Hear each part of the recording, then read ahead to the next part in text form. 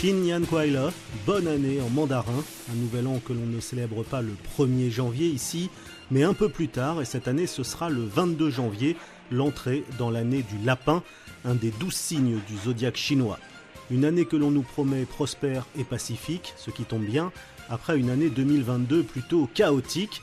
Alors surtout, ce qui change cette année, c'est que pour la première fois depuis 3 ans, il n'y a plus aucune restriction de voyage en Chine. L'an dernier, à la même époque, il était ainsi interdit aux visiteurs venus de province de se rendre à Pékin, l'une des villes pourtant les plus touristiques de Chine.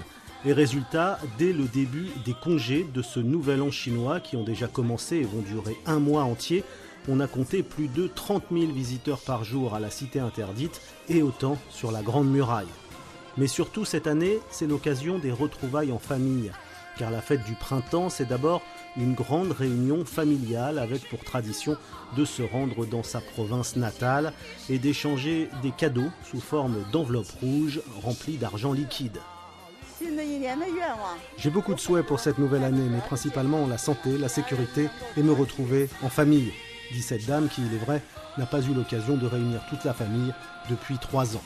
Résultat, on attend plus d'1 milliard de trajets dans le pays, une grande transhumance synonyme de trains bondés et aussi, pour la première fois depuis le début de la pandémie, de voyages à l'étranger, puisque les autorités ont recommencé à délivrer des visas touristes et il n'y aura plus de quarantaine au retour en Chine.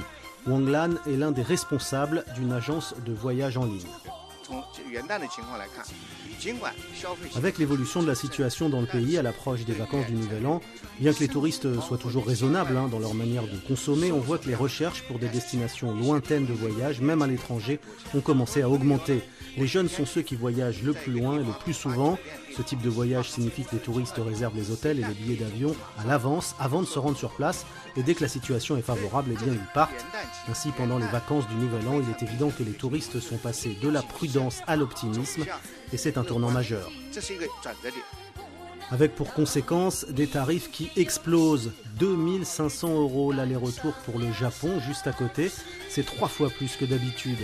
Mais les Chinois ont une folle envie de partir en voyage, avec le sentiment qu'une page est bel et bien en train de se tourner pour cette année du lapin. Et on se quitte en musique pour la fin de cette chronique. Bonne année à toutes et à tous. Stéphane Pambrin, à Pékin pour Média.